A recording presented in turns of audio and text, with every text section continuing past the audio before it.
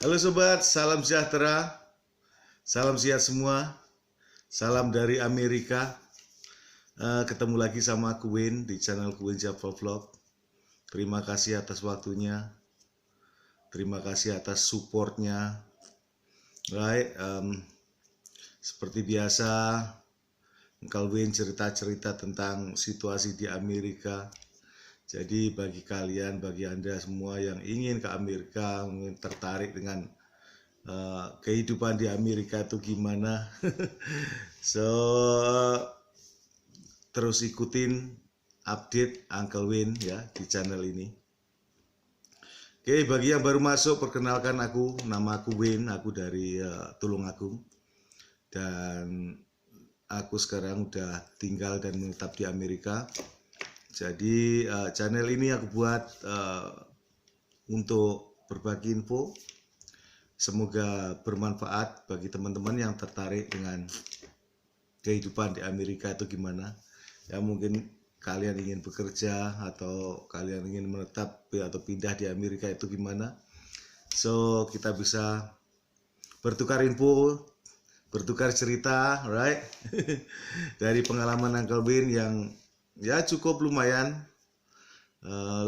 Separuh hidup saya udah saya habiskan di Amerika, but still keep going. It's meaning like saya tetap aja suka Amerika. Oke, ya memang banyak hal yang terjadi ya belakangan ini, dari ekonomi jelek juga macam-macam. But ini saya mau berbicara tentang juga beberapa hari lalu ya, itu ada penembakan lagi di sini. Itu sering sekali penembakan, but is hal yang menyedihkan karena korbannya itu anak-anak sekolah dan guru, juga staf di sekolah itu. Di memang jauh di Nashville ya, itu jauh dari tempat aku tinggal di sini, but tetap aja di Amerika. Itu ngeri juga karena itu ceritanya ada perempuan ya, motifnya belum tahu. Perempuan udah umur 28 tahun atau berapa, bawa senjata, bawa 2 rifle sama pistol, tiba-tiba nyerang, nembak anak sekolah di dalam sekolah, datang ke sekolah, nembak dar. Akhirnya 3 orang mati, 3 anak-anak mati, dan 3 staf juga meninggal. Dan akhirnya juga dia mati juga, perempuan itu, karena ada petugas yang menembak dia, melawan dia. Ya, but ya untung petugas cepat bertindak, kalau enggak mungkin akan lebih, korbannya akan lebih banyak. But tetap aja disayangkan kenapa masih sering terjadi. But memang tidak bisa dielakkan ya, karena apa? Karena hukum kebebasan kita memiliki senjata itu di sini masih ada. Jadi hampir setiap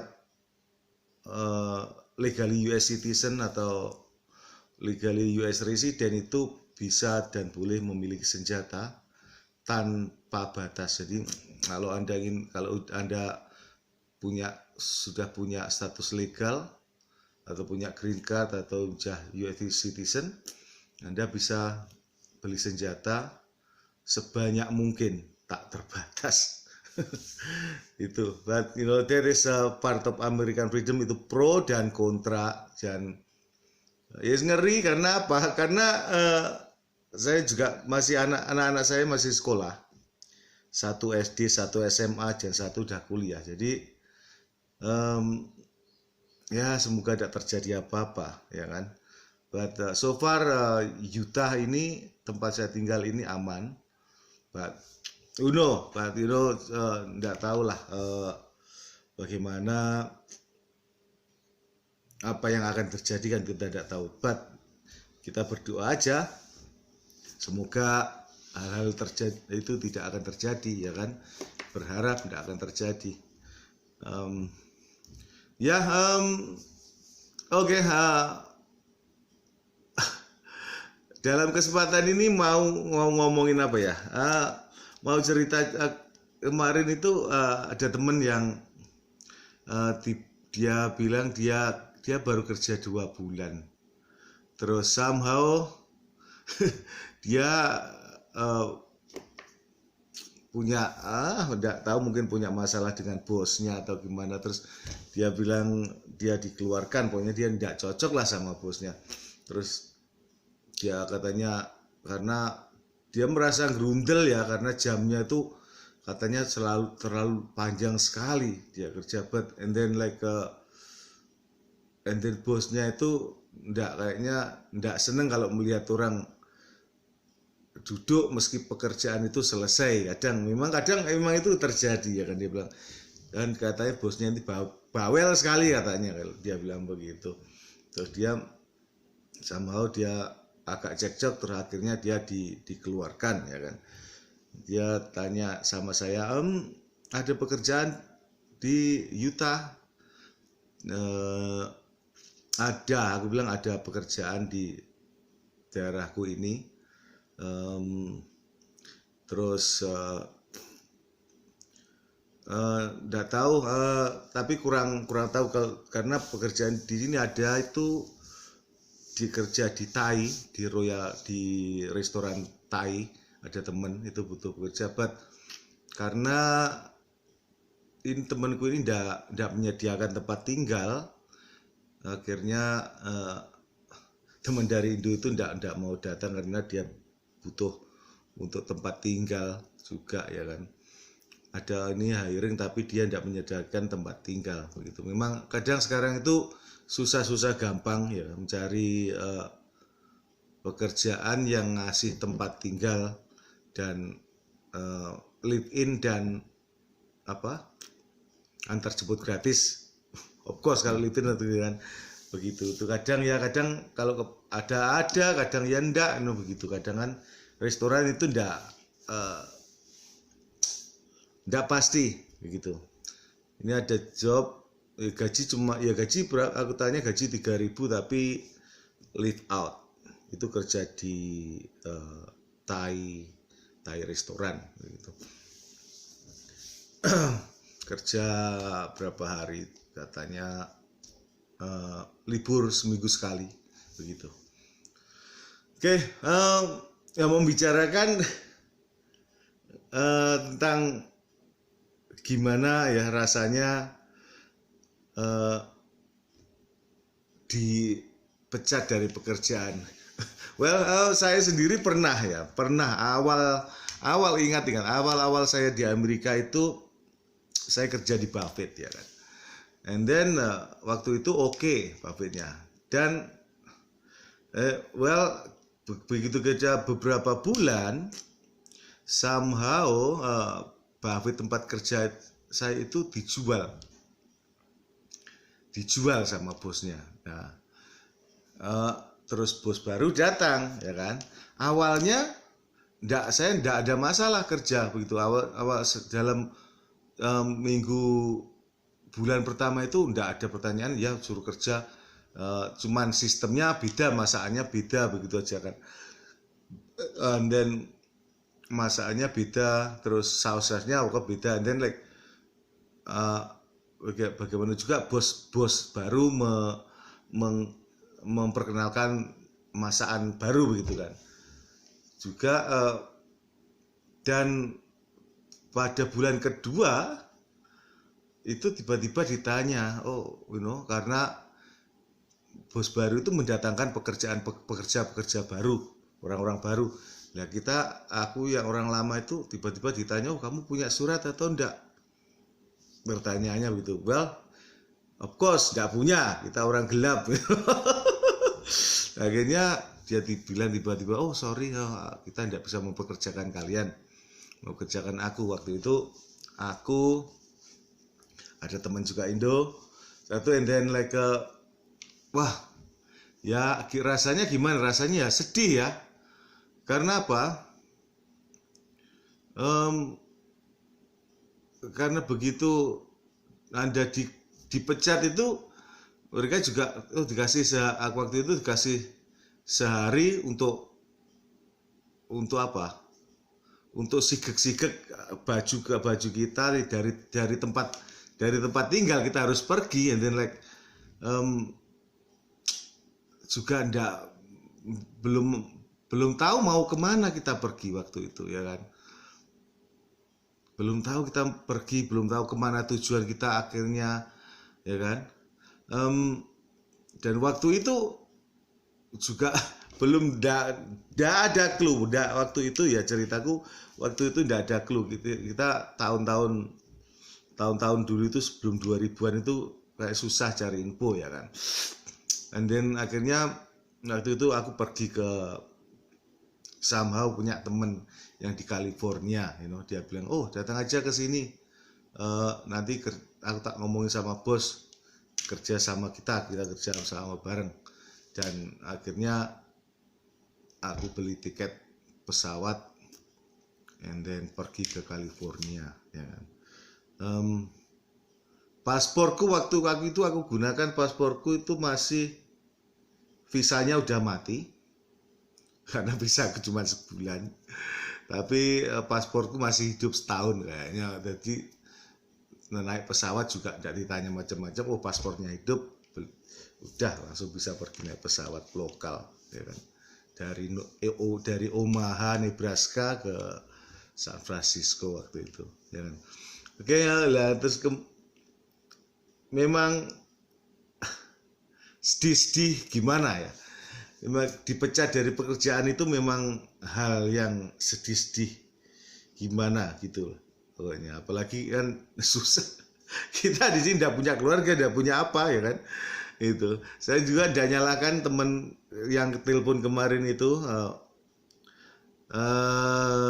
dia tanya-tanya, om gimana, aku bilang waduh kerja 2 bulan udah dipecat, aku bilang gitu. Dia bilang, well nggak usah bingung, aku bilang, aku akhirnya ya itu tadi tanya pekerjaan, dia nggak bisa ke sini, nggak bisa ke Utah, and then mungkin dia ada pekerjaan di daerah Salt Lake katanya, Salt Lake atau mana begitu, yang kasih live in katanya. Jadi untuk sekarang ya, maksudku dari perbincangan, janganlah takut ya, janganlah takut atau gimana. Kalau meskipun Anda udah overstay, ya janganlah takut. Meskipun jika Anda dipecat dari pekerjaan, jangan takut. Karena apa? Anda bisa tanya-tanya banyak info yang banyak, dari youtuber Indo yang ada di Amerika itu bisa kalian hubungi, karena itulah apa ya? Karena dari youtuber itulah kita bisa cari info. Pastilah kita akan membantu, pasti akan menjawab pertanyaan mungkin, karena banyak sekali. Jadi banyak sekali youtuber yang ada di Amerika itu, banyak sekali orang Indo. Pastilah salah satu dari youtuber itu, kalaupun Anda bertanya, pasti akan ada yang menjawab pertanyaan Anda. Dan saya sarankan juga jangan menutup diri untuk mencari teman, ya kan. Ya sih, meskipun kita belum pernah ketemu atau tatap muka atau teman lewat sosial media itu banyak, ya kan. Pastilah ada yang akan membantu Anda untuk mencarikan pekerjaan atau gimana. Jadi begitu. Jadi meskipun Anda tidak punya surat atau tidak punya status Anda udah ilegal, tidak usah takut. Jadi mencari pekerjaan bukanlah sesuatu ya memang melanggar hukum, ya, karena status kalian tidak boleh seharusnya untuk bekerja di Amerika, batis udah menjadi rahasia umum lah. Oke. Hal ini udah menjadi rahasia umum bahwa mencari pekerjaan itu bukan sesuatu kriminal. Right? Jadi Anda tidak usah khawatir untuk mencari pekerjaan. meskipun status Anda itu tidak seharusnya boleh bekerja, but aku percaya banyak tempat masih yang mau menerima untuk bekerja. Karena itulah Amerika. That is Amerika. Karena Amerika ini dibangun, perekonomian Amerika ini dibangun oleh para imigran. Dia siapa? Memang 99% penduduk Amerika itu imigran. Meskipun orang putih itu pun sebenarnya mereka itu imigran datang ke sini, ya kan? Karena penduduk asli Amerika itu bukan orang-orang putih itu.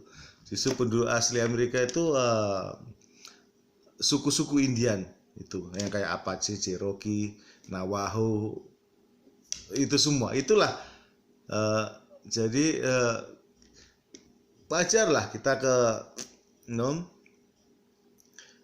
Amerika tuh mencari ingin meraih cita-cita, ingin meraih mimpi kita, right? So jadi udah menjadi semboyan. Amerika adalah dream country, di mana kita bisa meraih impian kita, ya kan? Di mana semua orang mempunyai hak yang sama untuk meraih impiannya masing-masing. Itulah Amerika, alright? Jadi itu udah bukan rahasia lagi. Itu jadi kita itu normal, jadi normal. Tapi memang ya kan caranya beda-beda ya. Memang sepertinya kalau kita ingin merubah status, ya kan? Memang dari semua imigran, cita-cita imigran itu kalau ke Amerika itu ingin merubah statusnya. Pertama 100 dari ingin, of course ya, ingin kita hidup normal, hidup legal, artinya kita boleh kerja dan tinggal di Amerika secara legal. Dan karena apa? Kalau kita udah punya legalitas, akhirnya kita kan bisa kunjung lagi ke negara asal kita, ya kan? Kalau kita dari Indonesia jelas pasti impian dari semua imigran itu kembali berkunjung ke negara asal dan kembali lagi ke Amerika untuk bekerja. semua imigran itu pasti punya itu mimpi yang paling tinggi dari semua imigran, ya kan? Melegalkan diri di Amerika, bisa kembali lagi ke negara asal mereka dan kembali lagi ke Amerika untuk bekerja. Akhirnya mereka ingin bisa bolak-balik untuk ke Amerika Indo misalkan, bolak-balik secara legal dan tanpa ada halangan, right? So itu impian, tapi ya tidak semua orang bisa melakukan hal itu, ya kan? Karena banyak hal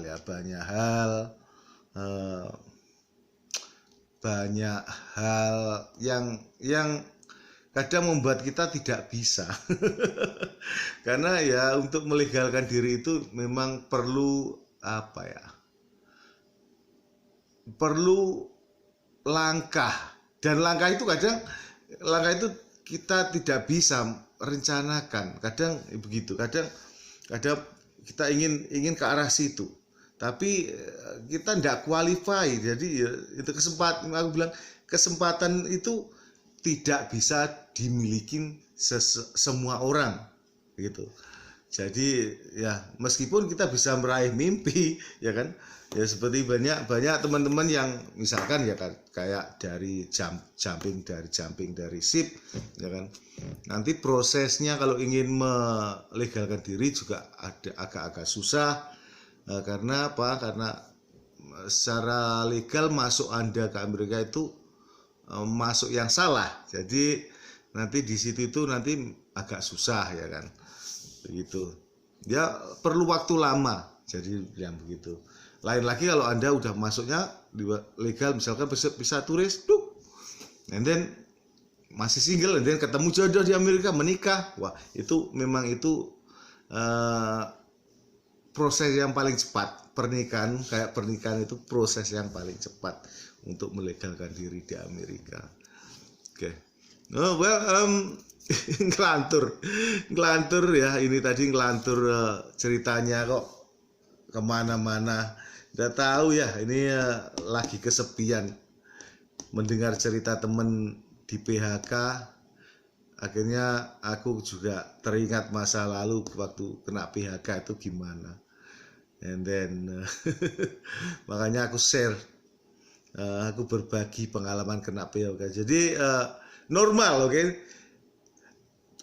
Kena PHK di Amerika itu hal yang normal. Jadi Anda jangan merasa, oh duh, kena PHK, pekerjaan banyak lah, masih banyak kesempatan, masih banyak pekerjaan di sana, di luar sana yang ternyata menunggu kalian. Jadi kalau Anda kena PHK, jangan khawatir, ya pergi ke tempat lain, cari kerja tempat lain, oke. Dan semoga tempat lain itu akan lebih cocok, Anda akan membuat Anda lebih kerasan, gitu.